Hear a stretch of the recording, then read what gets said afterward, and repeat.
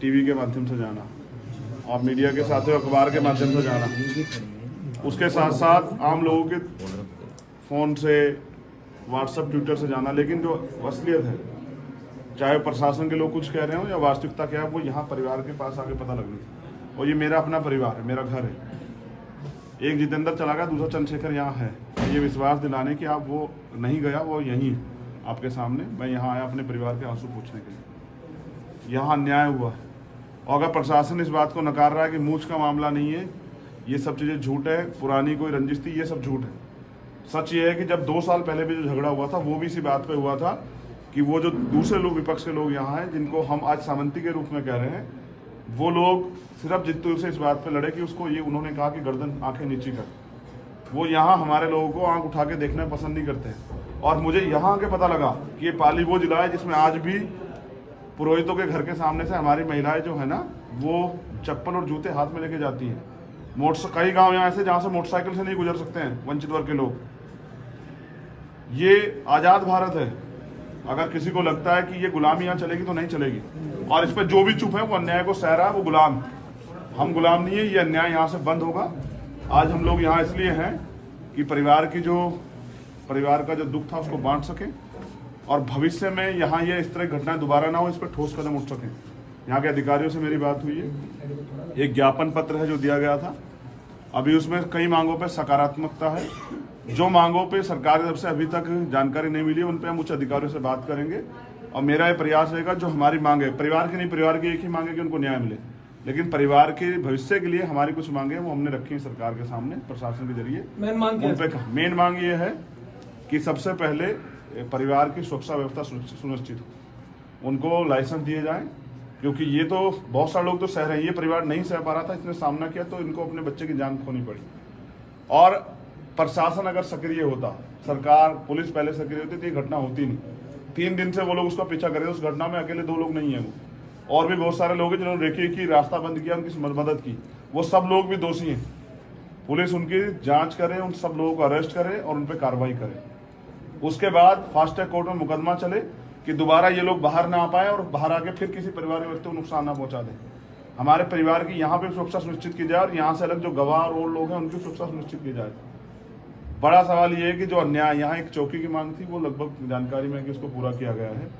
परिवार को एक सरकारी नौकरी मिले और परिवार को, हमारी मांग है 50 लाख रुपए का मुआवजा मिले। अगर सरकार 50 लाख का मुआवजा नौकरी की घोषणा नहीं करती है तो आप क्या करेंगे? कौन सी सरकार नहीं करती है? राजस्थान सरकार। अगर तो राजस्थान सरकार को हम ये बताएंगे कि हम मांगने के लिए नहीं आए हैं, बताने के लिए आए कि हमें चाहिए। और मुख्यमंत्री अगर तानाशाह तो ना कर दे कि हम नहीं देंगे, अगर हमसे ली जाएगी तो ले लेंगे। हम जनता है और हमें अपने अधिकारों का पता है और ये अधिकार हमें मुख्यमंत्री संविधान ने दिए। और मुझे तो शर्म आ रही है कि सामंतवादी व्यवस्था को मुख्यमंत्री भी स्वीकार करते हैं, तभी वो चुप है इन मामलों पे। ये राजस्थान भारत का हिस्सा है। हम इस सामंती व्यवस्था को, इसकी जड़ों को काट देंगे। ये अन्याय हम नहीं देंगे। प्रशासन की तरफ से अभी तक क्या कार्रवाई की? प्रशासन की तरफ से उस मांगों में, कुछ मांगों पर स्वीकारता दी गई है।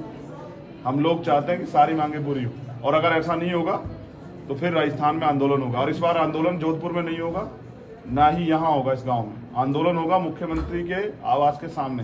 सर, और जयपुर में अगर हम लोग चैन की नींद सोएंगे तो मुख्यमंत्री भी नहीं सोएंगे चैन की नींद। कितने टाइम का अल्टीमेटम है? अब उसी पे हम लोग बात कर रहे हैं। हमारे लाखों लोग जो यहाँ आए थे, जो हमारे भरोसे पे वहाँ सड़क पे खड़े हैं, जिनको हमने भरोसा दिलाया, क्योंकि हम नहीं चाहते कि मामला बिगड़े, तो हम उन लोगों से जाके अपनी बात बताएंगे और वहीं हम समय निश्चित करेंगे। सर, एक और सवाल था कि आजकल धार्मिक तो मेले होते हैं जिसमें सतीश कौम के लोग आते हैं, लेकिन जब बात वहाँ खाने पीने की होती है तो उनके अलग व्यवस्था होती है और अन्य समाज के लिए अलग से होती है। क्या वो ऐसा नहीं होगा? हम चुनावी हिंदू हैं, सिर्फ हम लोग जो हैं वो सिर्फ चुनावी हिंदू हैं।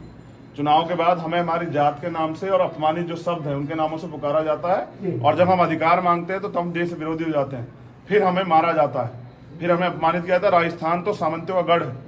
यहाँ मैंने देखा कभी मूछें काट देते हैं, कभी हत्या कर देते हैं, कभी घोड़ी पे चढ़ने रोक देते हैं। तो हम इंसान हैं, हमें इंसान माना जाए और जिनको ये गर्मी चढ़ी हुई है उनकी गर्मी जल्दी उतार दी जाएगी। अगर ऐसे नहीं उतरेगी तो हम आंदोलन के जरिए उतार देंगे। यहाँ से आप जयपुर जाएंगे?